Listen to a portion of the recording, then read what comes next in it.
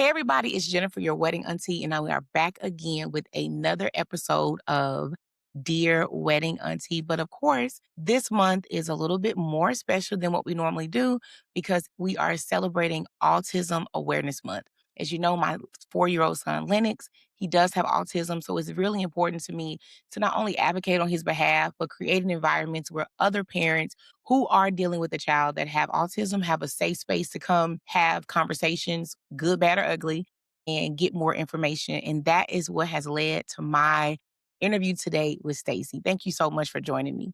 I appreciate you having me. So, Stacy, tell us who you are and what your connection to the neurodiversity community is. Okay. Stacy McAllister from Compton, California. I have two kids. I'm a 14-year-old and 11-year-old, and my 14-year-old is the one who has autism. So he was diagnosed, I think, right. It's been so long, but I think it was right at Hmm. two, right before he turned two. And that's my connection to we would say the neurodivergent. Hmm. Okay. And what made you this your first child, right? That was my So first. my son Lennox is my third. And so because of my other two children and how they developed, I knew there was something that was different about Lennox. So with this being your first child, what made you even say like something's up? It's two things. I think I've had enough younger cousins where you see the development of a baby, and I'm not even paying attention because I wasn't, you recognize it as a kid and as a teen. Hmm. You see your younger cousins, they grow up. You're like, okay, this is what a 1 to 2, 3-year-old, the Right. milestones they hit. With my son, there were some things, and that gut inside of me was like, you questioning stuff like, hold on, he's this age, you're supposed to be doing Hmm. this. And then, of course, my mom and dad is like, they're looking at me like, hey, this is something and to get, go get it. Okay. Good thing I'm very receptive of stuff like that. Yeah. My Offended. thing is, yeah, I'm like, I want to get the help because I feel like if you don't get the help in the long term, you're only hurting him. So we Yes. got him. He's on the spectrum, and I'm like, okay, this the cards you dealt with. It's time to play ball. Okay. So you were receptive to it. Was his mom as open as you were to the idea that something was up? I think it was hard on her. Okay. Again, first child, and her nephew actually has autism. So to hear that, I think it's kind of like, oh, damn, like okay, my son. Is it my family? Did You she have know, kind of have that thought? I think she did. When we were together, we never had that conversation when we're not together anymore. But we never had that But that's just knowing her. I think those are some things that went on in her head. And again, we were young. We were 23. Okay. So Okay. you're like, okay, I think 23, 24. Don't correct me. I may be wrong, but it was around that Yeah. time. Okay. Like I said, it's your first child. In your head, you envision that this is what my child's gonna do. I'm gonna do this, Oh this, and yeah. that. It's And a then it's boy like, finna be out here balling. We about to do this. That like yeah. yeah, that was my first thought. It's like I played basketball, so I'm like, okay, he about Hmm. to follow in my footsteps. But then it's like, Yeah. boom, oh, we're making a hard left over here. This what you got to do. Not saying those things can't happen, Right. It's just but gonna look different. it's gonna look different. You got to take a step back. And I think the blessing is both sides of the family were very supportive. So it wasn't a hard transition. It did take some educating for some people, but I think everybody has been on board.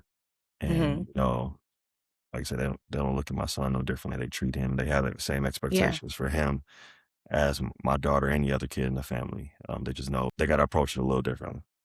But two kids, same mom. Just want to put disclaimer. We're gonna put that Stacey out say, there. listen, I'm not out here spreading it wide to Nah, everybody. nah, nah, Okay. nah, nah, nah. Stacey's a gentleman, everybody. Be perfectly clear. We make no assumptions. I apologize for assuming No, that. When you it's said all y'all good. weren't together, I'm like, okay, maybe it's a gap there, and we have moved on. Okay, Yeah, so were you all nervous I when you was. got pregnant the second time? I was. Because it's like, okay, what can we do differently? Mm. You're looking at, okay, do you need to eat differently? Is the stress level? It's like a Mm-hmm. whole bunch of different things. And just even when she was born, I'm really paying attention to like different, Mm-hmm. is she hitting these milestones? But my daughter is not diagnosed. I mean, she was quick to a lot of different things. Walking, body training, speaking was very fast. And then I realized, Okay. okay, she's okay. And I don't want to say Yeah. okay, but she doesn't have a No, dog. no, I Yeah. I no. I totally Yeah. get it. Our boys are 11 and 4. And so our 2 oldest kids, by all academic accounts, are extremely gifted. And so they were talking, holding conversation, and not able to understand like what you meant about things. And I noticed that with Lennox when he was younger, around that 2-year-old point, like he was babbling, doing a whole lot of babbling. And I'm like, okay. So I'm thinking my other 2 went to daycare when they were little, but with Lennox, I've been fortunate enough to run my business, stay at home. My husband's career, our life is different from our first 2 to Right. our last one. And so I'm like, well, is he not really talking because he's not going to daycare? Like, he's not around other kids his age. And my mom was like, girl, he's fine. He's baby. And he might be a little slower to do things. And I'm like, Yeah. something is not quite connecting right now. I don't know Right. what it is. So I took him in to get evaluated for a speech delay. And they said, yes, he has a speech delay. And so I'm like, okay. So we did that. And then I'm like, something else going on here. And so we end up getting them tested and they diagnosed them with autism. And so for me, it was like really like a sigh of relief almost because I knew something was up. And so now I felt validated in what my thoughts were. And like you said earlier, it's just about let's just get you the resources and help that you need. Like I didn't feel any shame or embarrassment in the diagnosis, but what I did feel was guilt. So I felt guilty because we had our two boys and it was COVID. And at this point we have a first grader and a kindergartner. Mhm. And so my husband's like, "Oh, we done paying for daycare. We good. Everybody can becoming a little self-sufficient. Like I feel like we getting back into this groove." And I was like, Right. "I want to have another baby." And he was like, "Another baby? Like Right. why? Like we just stopped paying for Right. daycare." And so I was like, "No, like I just want to have another baby." And honestly, it could have been the locked in the house talking Mhm. that could have played a role in it. But once we found out Lennox had autism, I felt so guilty because a part of me was like, if I would have never pushed to have another baby, then we would not have a child that had autism. And it took me a long time to say that out loud because it was like, damn, you know what I'm saying? Like that sounds messed up to somebody Right. who does not have a child that is autistic. Like they'll never understand. Like it's not that I would not want to have my child, but you never want anybody to have to deal with anything to where you don't know if you're always going to be around to protect them. Bingo. And that's the hard part Yeah. is I'm 39, Phoenix is 5.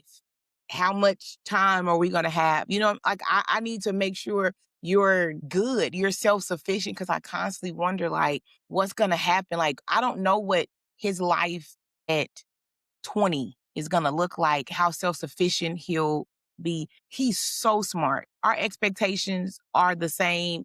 I mean, he reads, he can, he knows shapes, colors. I mean, all of these things. And I'm not talking about like see dog run. I mean, my boy is out here second grade reading level.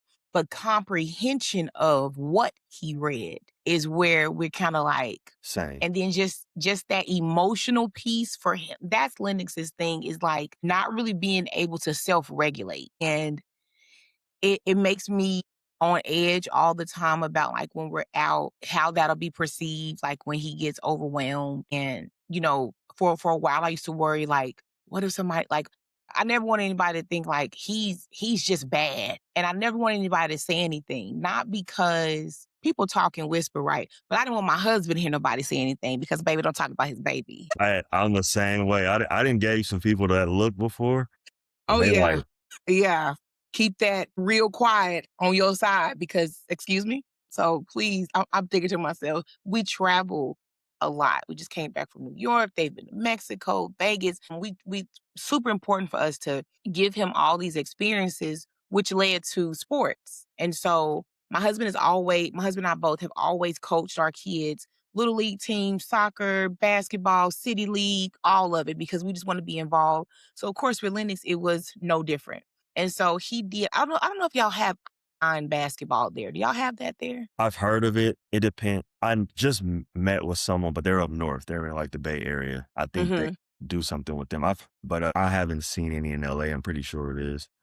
Okay. But I've heard of So it. it's like a real just a developmental league. Yeah. You literally and they start at like 3. Mm, So it's literally 30 minutes of practice and then a 30-minute scrimmage against another team. So 30 minutes, your team on one half, their team on the other half of the court, doing some stuff, and then y'all playing a game. So our goal for Lennox was just literally by the end of the season, we want him to be able to sit on the bench without getting up and when it's not his turn and be able to go up and down the court without crying like if he shoots the ball and then somebody else gets it and just be able to go back down without crying. The process to get there was we made it at the by the time the last game came, that happened in spurts by the time the last game came. But that in between was hard because he was the only child that was on the spectrum. And so when he would get upset and break down and run out, it was like all eyes on him. mhm. And so my husband's coaching, so he can't just stop and like coddle him. So here I come, let me get him. And so that led us to saying that we wanted to start our own league, the Divergent Ballers. And so when Courtney sent me your page, I said, "Oh my God, I have to talk to him because I want to know all about 5'11" hoops. Tell me." You know, it's crazy. It's a long story. So, I had no intent of working with kids. That wasn't my goal. I came out of college. He'll be like, "You know what?" Yeah, I thought I was gonna play basketball. Like I played basketball in college, so my goal was like I'm gonna play overseas for a few years, save some money up, travel the world, Mhm. real estate, business, and be like on autopilot. Honestly, just Okay. living a life and traveling. That was like my Yeah. goal at like Yeah. 16, 17 years old. Okay. So I got out of college. I played. I played like half a season, a little low league in England. Came back home. So I'm trying to get new contracts.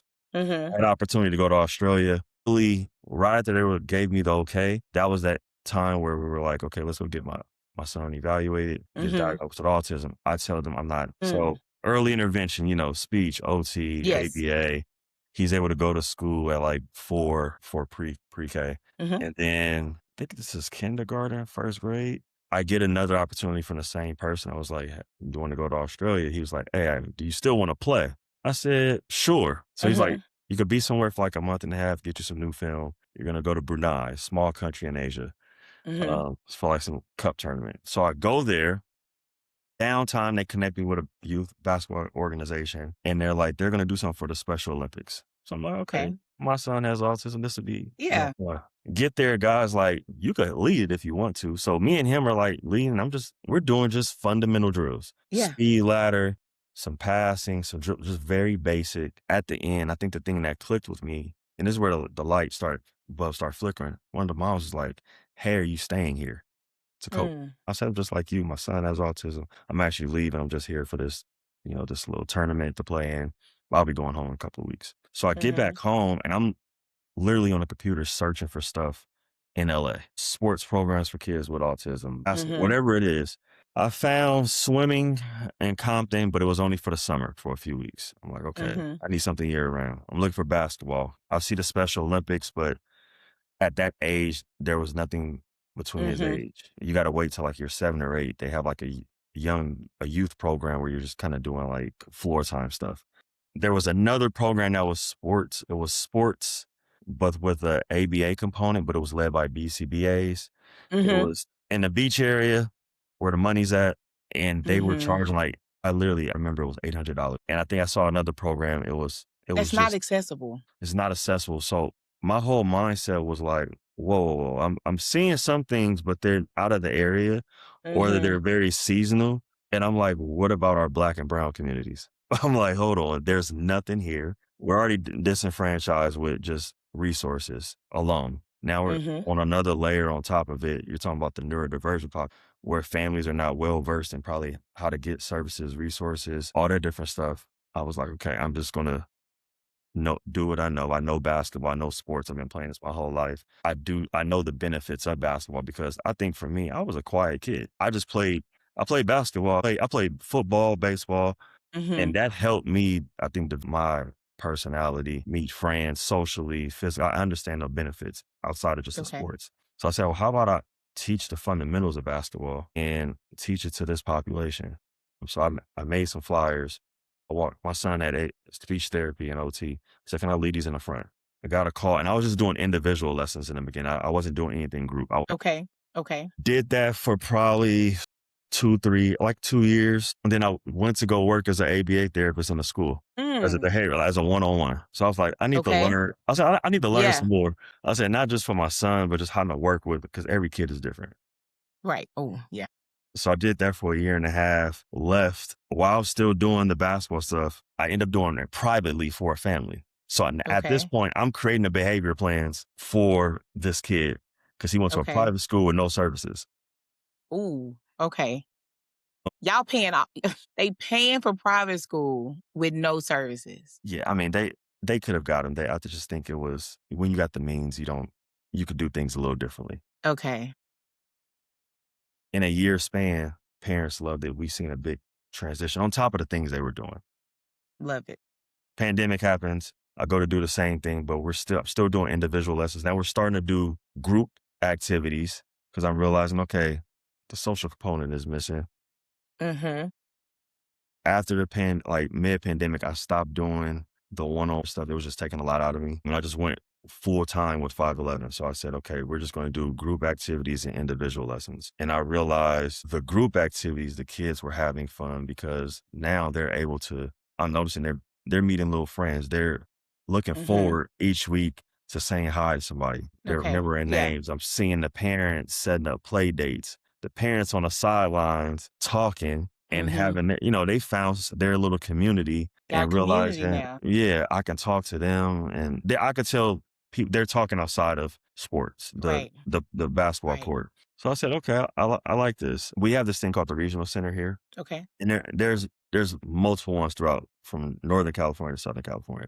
That's where you go get a diagnosis. And if you want to get Okay. evaluation, you go there along with a list of other things. So we have a thing called social recreation.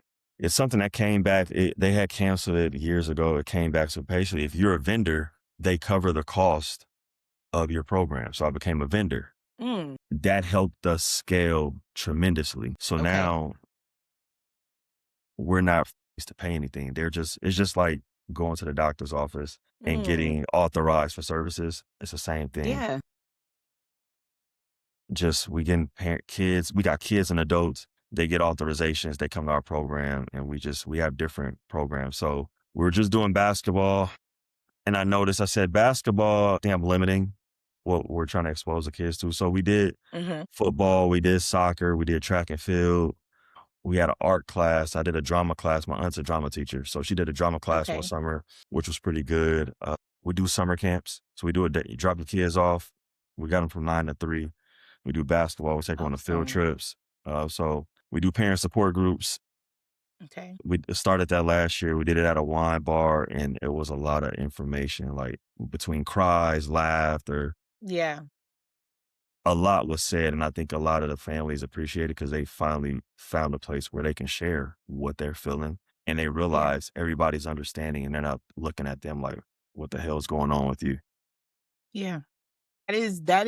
That's tough, right? So it's good to Yeah, be amongst your peers in that sense of just feeling like if my child starts doing something that somebody else would think was out of the ordinary, like, you're not phased by it, so we can just keep talking. yeah, And if it just it's not breaking the flow of what we're doing. So I love that. yeah. So we did that, and then we added an adult class. So we noticed that sometimes adults don't want to be with they're grown.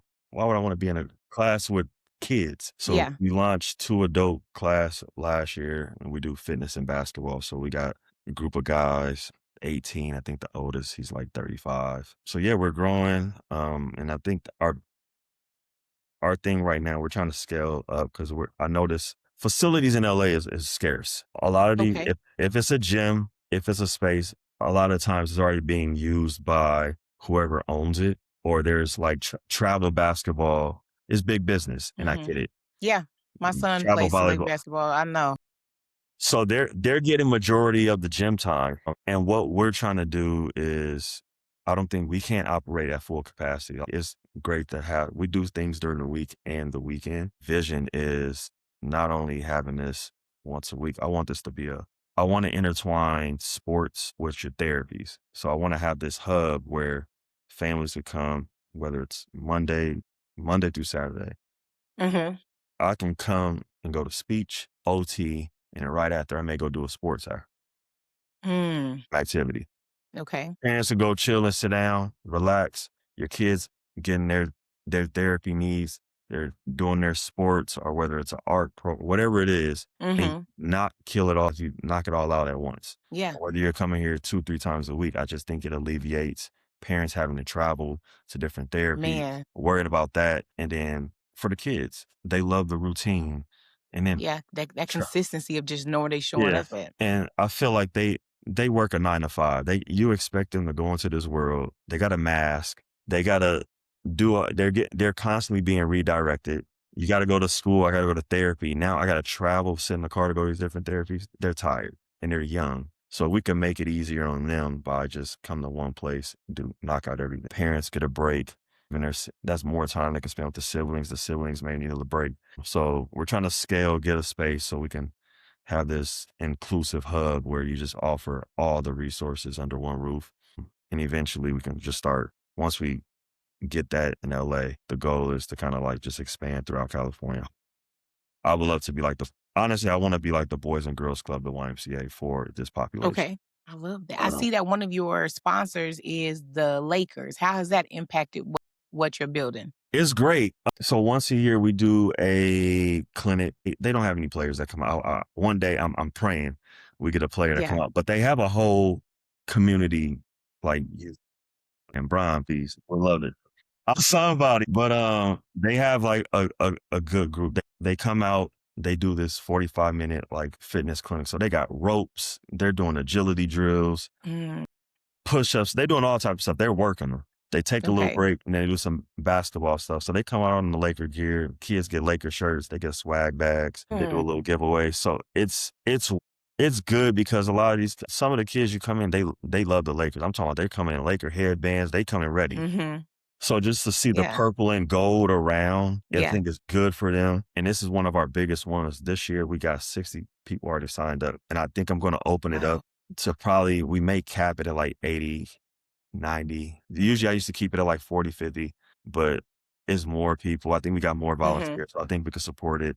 And the gym where we're doing it, it's a big gym. So it's Okay. just a good opportunity. One, like you said, be associated with the Lakers. Two, I try to tell families that are hesitant about having them start with what we do. This Mhm. is a good like intro. See how they do. See if Mhm. you like it. And one of the main things I tell parents, I think they're a little hesitant, like, well, I don't know how they're gonna do Yeah. too much. And I said, the world is going to be too much and you got to expose them. Man.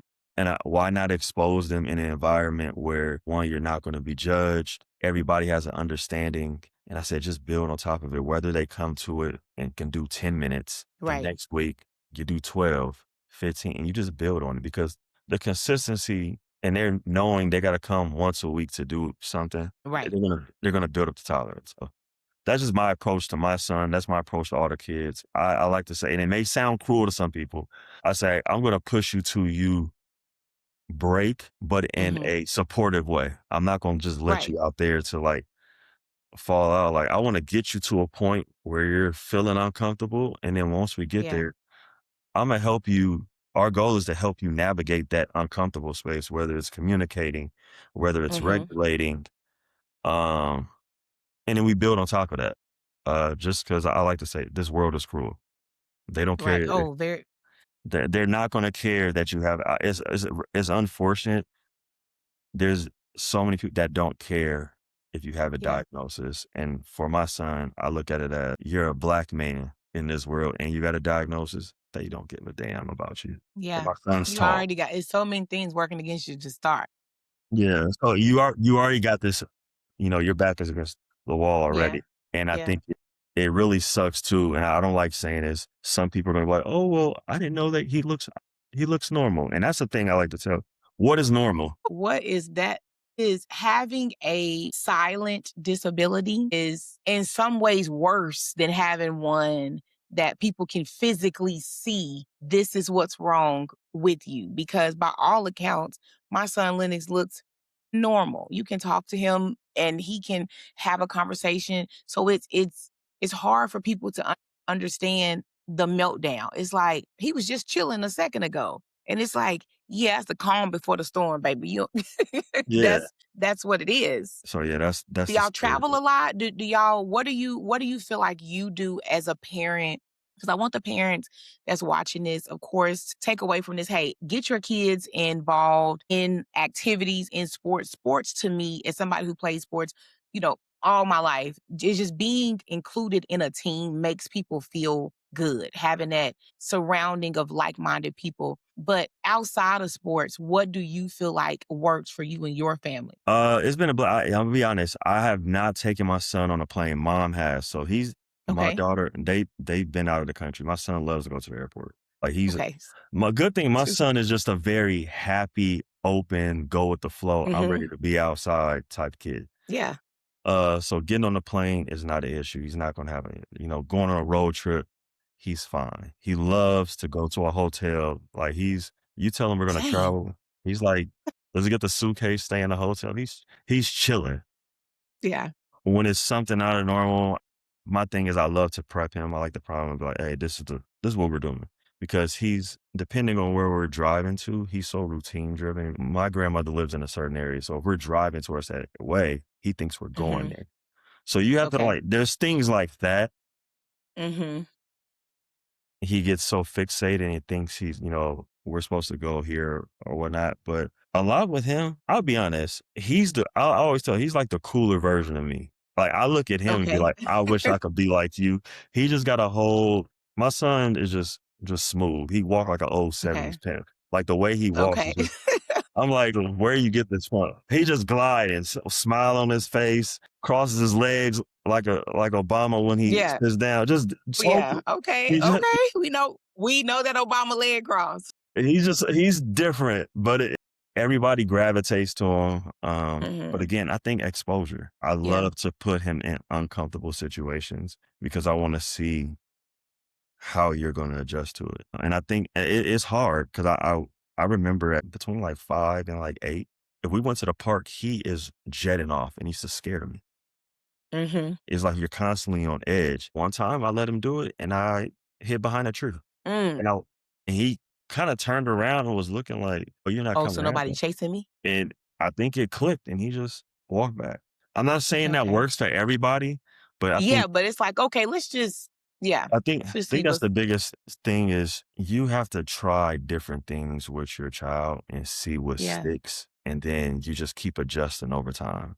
Uh, 'cause because each year there's gonna be something different, and you gotta keep constantly adjusting. Yes. It's constant change. And I Yeah. think that's the And it's biggest thing. it's a lot. It's a lot. Oh, you going Some days I'll be like, "Whew, it's burnout. We I'm definitely burn out. You're tired. yeah. I think just to all parents, it's okay to feel the way you feel, the burnout, the anger, the guilt, the sadness. Yeah. Those are real feelings, and don't beat yourself up.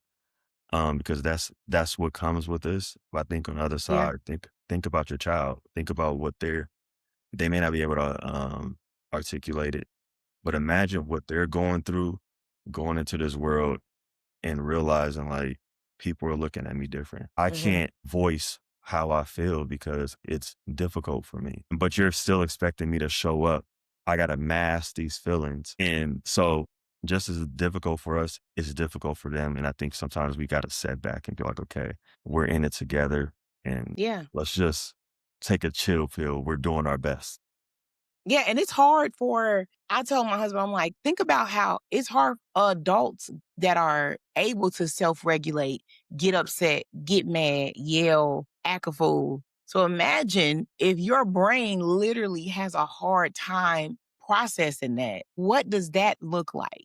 And so it's like we want to give space to have those big feelings, but then kind of have that conversation about like, do you feel like it was worth it? What do you think? Like what do you feel now? Like so what's happening now?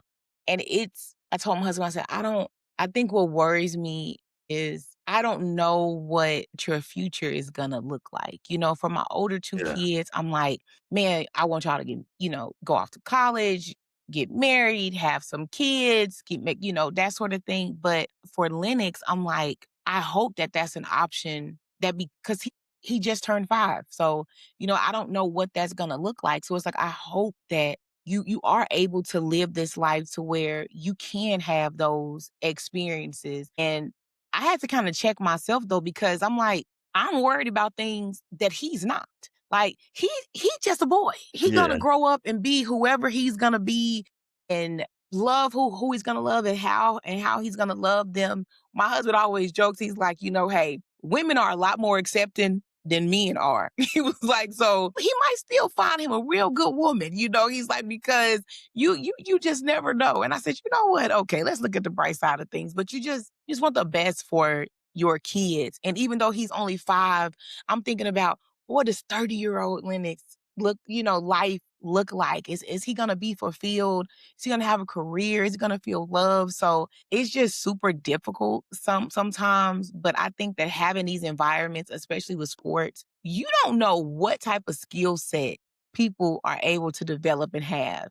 Mhm. And unlike a traditional career, you may not be an attorney, but that don't mean you don't know how to run fast and jump high and shoot a ball and learn a Right. play. Like you don't know what your capability is gonna be. Mhm. So my question for you is, knowing what you know now about launching 511 Hoops, what would you have done differently when you first started? Ooh, man, I would have started way slower. I think Mm, my mind works a little different. I never loved the thought of working. okay, same. So I just put my head down and tried to do everything that was in my mind. And I think initially, I think what I would have did was for a full year, I would have found a good team because I did a lot of stuff on my own for probably, I've been doing this for 9, 8, 9 years.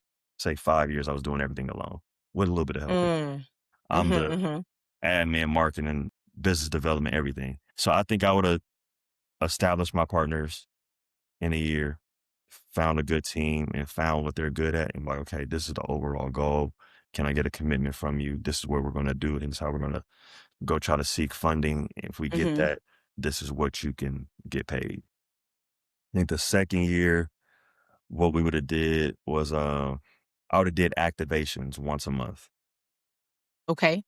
So once a month, whatever target area I wanted to serve, I did once a month, and that would have been helpful in building up the data I need to get information from the families, your demographics, the ages Mm, that you're able mhm. to target, just all those. You need numbers, data Yeah. that provides dollars. Yeah. Ooh, data provides dollars. I'm using that. Yeah, Data I gotta. provides dollars. You need to trademark that right there. Data provides dollars. Yeah, that was a good one.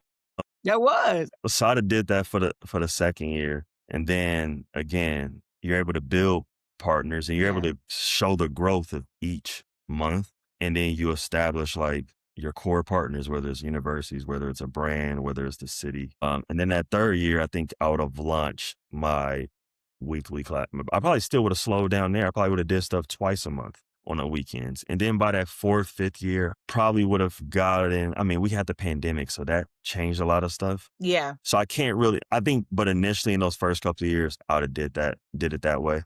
And then, yeah, I think there would have been some differences, but I think this is the way God wanted it to be. And he wanted me to learn this way. I think this is the route I need to go. But if I could, I Yeah. definitely would have did it that way because it would have took off some stress because I felt like I was in go mode 24/7. But then on top of that, being a parent. Yeah. Oh, I'm an all or nothing kind of girl too. So my husband says that I write things in pen that should be written in pencil. And so he's like, you immediately just like, this what I'm doing. Hey, this is what it is. Like, this is and he's like, slow it down. So when we decided to launch Divergent Ballers, I was like, you know what? I'm gonna write this in pencil this time.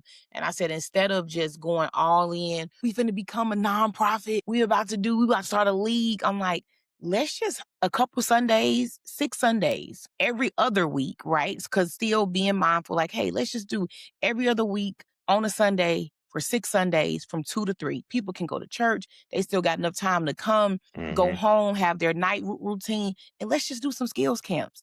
And then let's just go from there instead of just like, boom. Okay, where's Nike at? I need y'all to come in here sponsoring us. We who Right. wants to come? Come on, Mavericks. Like, I need for Dirk to come out of retirement, to come to the camp, to come in here. Right. And it's like just trying to be mindful of ultimately the goal is not for us to get any type of or accolades from, doing this. But anytime when you are an entrepreneur, it's very hard to separate like the big picture of what could be and what it is right now. And that's something that I've always struggled with because I don't think like right now, I think, oh, we gonna have chapters all over the Right. United States. People finna join, like you said, like with the Boys and Girls Club, like this is finna be a thing. And so I think that that is just that entrepreneurial spirit of like, why wouldn't this be successful and be big if I'm doing it? Because if I'm doing it, obviously that means it's going to be good because Right. I'm doing it. But realizing like these are people's children that we're talking about here, making sure that it doesn't grow at a pace to where we can't maintain it. And now they're let down because we took on too much too soon. And so I think adding in that component of it really slowed it down, is really slowing it down for us because it's like my full-time job is I plan weddings. And so we have super busy seasons. We have this, we have that. My middle son, he plays select basketball. He had games this weekend. We're all over this. My oldest, he calls himself the guy in the chair.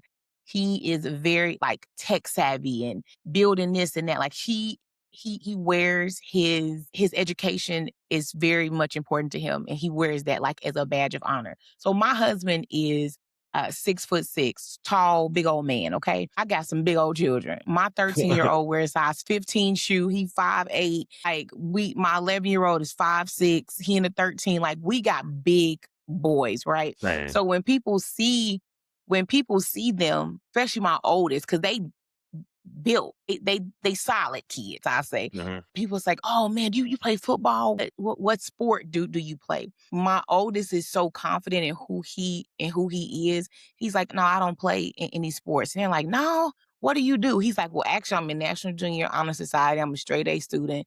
I'm on student council. I'm on he will run his resume Right. down to you because we've always instilled into them your self-worth in this house will never be tied to how fast you run, jump, swim, throw, or catch a ball. There are football, what, 52-man roster? I said, you'll never hear somebody say, it's too many lawyers, it's too many doctors. No, my brother just graduated from law school, his JD and MBA the same day. My husband is currently studying for the LSAT now. He is a revenue analyst for an airline. And so you have an entrepreneur mom. Like sports is important, right? I think that sports is important. It shapes people, but for my oldest, we kind of press it to him like, we just want you to be healthy. He loves working out. He has no problem working out, going to the gym. Is it his preference? No. But once he's there, he doesn't complain. He's going to do it. My middle son, super smart, eats and breathes basketball. He's just starting to kind of get that competitive spirit in him because he just likes to play. He's like, cool. If I pick up the ball this week, I pick it up. If I don't, I don't. But now he's seeing these boys is living in the gym. It is. So he's just kind of starting to get that piece of it. And then there's Lennox. He just want to be around. He want to, if we going to the gym, he want to go to the gym. He want a ball. He want to run. I just think as parents, it's super important whether your child has any type of disability or not. It's just meeting them where they are. Like it's not for us to push. The only thing we pushing around here is them grades, right? Because Right. nothing is letting up off of them academics. Like there's nothing. But we're not pressing you to, you know, play a sport. My middle son, he took a cooking class last summer. He's like, "Oh, I want to do young Chef's Academy. Whatever it is, we want you to do it because you don't know where your life is going to take you. But I think it's so important that you're building what you're building, especially for families to be able to come at little to no cost because LA is expensive. Whew, yeah, I just moved and, this gonna be an interesting year. I moved back home for the past 2 years. I had to save some money because I was tired of renting, Yes. and I just bought a house, and I was just like, this Congratulations. I was like, "This gonna be a rough year, but we gonna make it." It just puts in my mind. Cali is expensive. We live on the outskirts of Dallas, so we are in Texas, and it's getting expensive here, but we bought our house in 2020. We are proud owners of that 2.25 interest rate, Oh, that ooh. pandemic interest rate. I wish. I wish. We're never moving. Miles was like, Yeah, our house is brand new. Where he's like, I hope you love it here. And I'm like, I do. I love our yeah. house. He's like, good, because unless interest rates take a crazy dip, well, we made sure, even though this was our first house, we made sure that we bought a house that was big enough for us. Everybody had their own rooms. I got an office, we got a theater room, we got a game room. And it's just always crazy when I talk to people that don't live in Texas. And I'm like, yeah, we got a 4-bedroom house, theater room, game room, office, big backyard, bought our house brand new, $320,000. They're like, "Wait, what?" What? Listen, you can 320 and I don't even think you get that. I don't even think you get a one bedroom out 320, here. 320. We live in a brand new, we bought our house in August of 2020, brand new home, 3,000 square feet, $320,000. Yeah. And that's why it's so hard. 2.25 interest rate. We got Yeah, it in the pandemic. you Yeah. ain't got no there's no reason to leave. We're never going, and the only thing about it now is that when we moved here, my husband was still in school. Now he's graduated. He works for the airline. So he's driving basically he works their corporate office is basically at the airport. So he has like an hour drive every day Oh, in okay. traffic. And he just started working here in 2024. For the first 4 years we were here, he worked from home. And so now that drive, he's like, Jen, I don't know. He He was said like, I'm it's kind of burnout. getting, Yeah. yeah, he's like, this drive. And so now that he's studying for the LSAT, he's like, I'm be getting off work, going to class, then having to drive home. He's like, but it's just the traffic. Without the traffic, it's not that bad, but it's a lot of construction going on over here. So it's just getting That's a a little good man. crazy. That's a good It man. listen, look, I'm interviewing you on a Monday at 11:15. That is a good man, okay? I am at the house. And so we gon' figure it out. But I am so appreciative of you for coming on here, telling us all about 511 hoops. So tell us what you want your next step to be and how people can find. Like, what do you see for the next year for your program? Yeah, it's crazy. So actually this year I've taken the time. We're actually scaling back. We're slowing Okay. down. I think I kind of jumped the gun with some things and I told my team, I said, we're gonna slow down and we're gonna fine tune some things and then execute that and worry about just that. I just wanna be consistent and just get a lot of things internally streamlined to make it easier. Okay. Cause once you grow, you want to make sure those small things are being handled. Mm-hmm.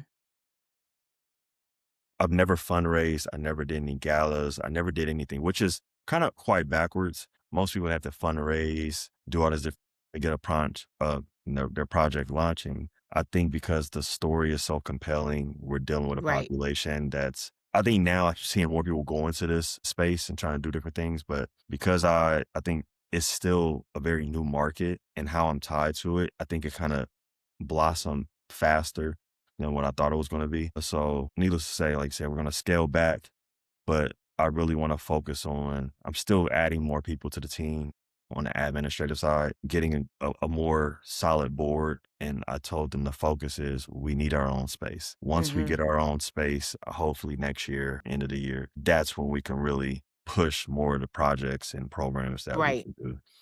Um, Yeah.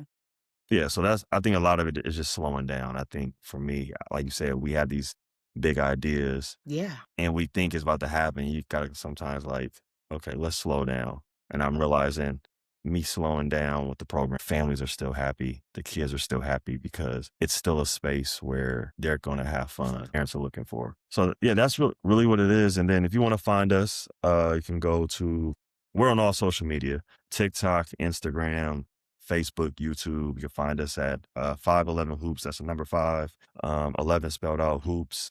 If you go to my personal page, Wellsaidstacy, that's Stacy, I do a lot of stuff with, do a little bit of sharing information on a Mhm. parent from the lens of a parent. And just, I think it's a good resource for families if they want to see some of the information I'm talking about. You can learn something, or just a lot of my thoughts that go on. Yeah. It's a good way to kind of like, I like to say it's therapy in a way. Like, he gets it. I'm going through that same thing. I don't feel crazy. Yeah. So, It's a lot. yeah, Well, thank you so much for joining me today. And I will appreciate have it. all of his contact information listed so you guys can reach out. But thank you again for joining me. I And this has appreciate been it. another episode of the Dear Wedding Auntie podcast. And this is our Autism Awareness Month special edition. Appreciate having me. This is great. Okay.